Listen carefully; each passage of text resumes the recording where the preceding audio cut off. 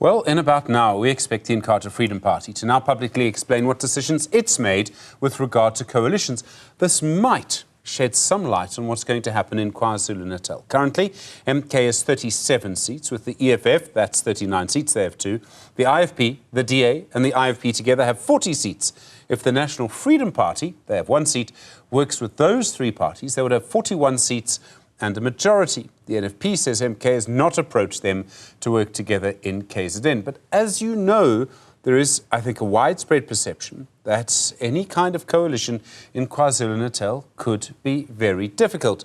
Well, what does the evidence actually say? Nkanyiso Simelane is a researcher at Accord. It's a research unit that looks at coalition governments in Africa. Nkanyiso, good afternoon to you. And you've been going through the evidence. I think there's this idea that coalitions are bad for governance and unstable, that KwaZulu-Natal's in for a very difficult time. You've been looking at the history. What conclusion do you come to? Thank you, Stephen, and greetings to you and your viewers. Well, it's partially true that there are some sort of issues with regards to coalitions. They can be dysfunctional if, of course, they are not managed accordingly. But when you look at the history of coalitions in KZN specifically, one is inclined to be a bit more optimistic. When you look at the fact that the first 3 provincial governments of KZN were actually a grand coalition between the IFP and the ANC, and it was largely politically stable. I mean, we didn't have even one change of the premier. And in that coalition, in 1994 and in 1999, it was led by the IFP, with the ANC obviously supporting and obtaining some MEC positions.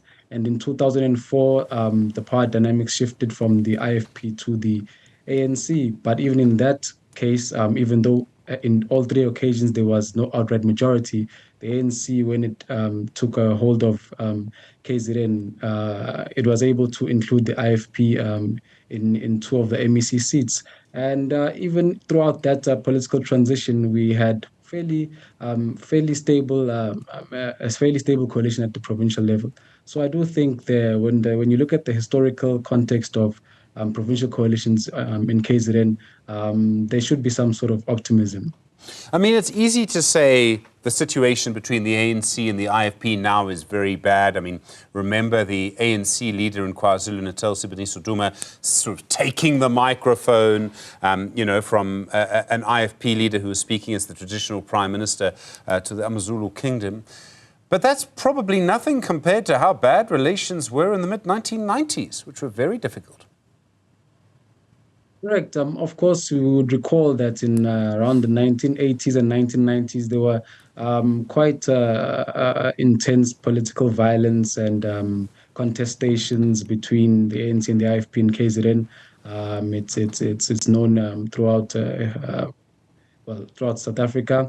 And even despite that context, in 1994, the 2 parties were able to form part of the national government of national unity with the National Party, and provincially they were able to work together, at least at the political level.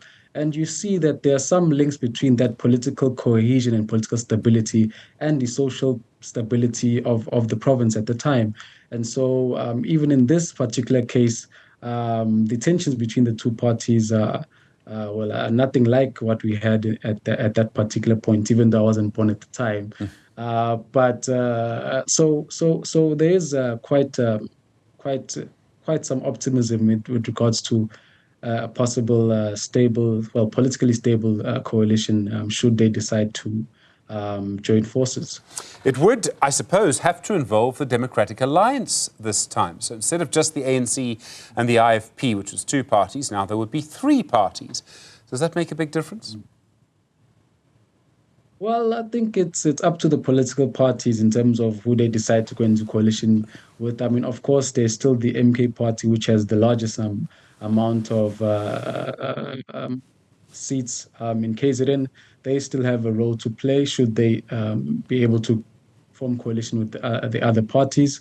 But obviously, in regards to a coalition outside of the MK party, it would require the DA, ANC, and the IFP to work together along with the NFP. And so I think that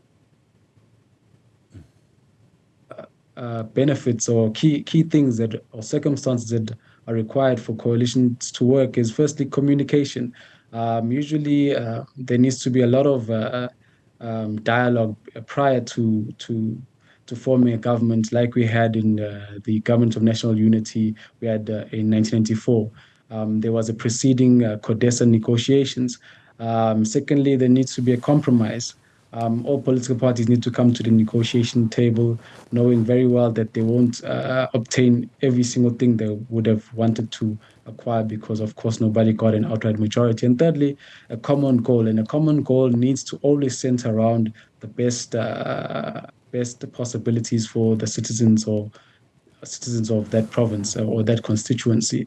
And so I think if whichever way it goes, if the political parties are centered around those three things, we should be able to see a smooth or fairly smooth transition into coalition governance again in this contemporary context. And Nkanyiso, I mean, this is quite a sensitive question, quite difficult to kind of get the right words for it, but let me try. It seems to me impossible to form a government in national government without the ANC for two reasons. The most important one is probably because the ANC is still the biggest party in national government, 140%. But the other important reason is that the DA, the EFF and MK, the three other biggest parties, cannot work together. We all know that. So that basically means that the ANC gets to really decide what kind of coalition we get in national government. The situation in KwaZulu-Natal is slightly different because the ANC, the DA and the IFP probably can work together, and MK is the biggest party. Here's the question, though. Is it really wise to try and form a coalition like that when there is another party so much bigger than all three of you that's being left out of government, and particularly when it's led by a figure as important, sometimes as divisive, as former President Jacob Zuma? Well, I think particularly with regards to the KZN context. Of course, when you look at the numbers, it would be the MK party is the one who's leading in terms of the numbers. And of course, if you look at the other three political parties, the DA and the IFP and the ANC, also could possibly form a coalition in that context. I do think that, generally speaking, the leading party should generally be able to lead the negotiations in terms of finding coalition partners to work with. So the MK party, if you look at the numbers, has a bit of an upper hand, to decide whom they could have a conversation with to form a government. And so it's totally up to each and every one of the parties to be able to settle their differences in a peaceful manner and try and focus and center their attention on the immediate concern, which is forming a government and one that will be beneficial for the citizens of the province of KZN. I have no very minimal concerns about there possibly being some sort of political or outright violence in KZN, considering obviously the historical context of us having coalitions in 1994, 1999, and 2004, and which involved two of the largest parties, which were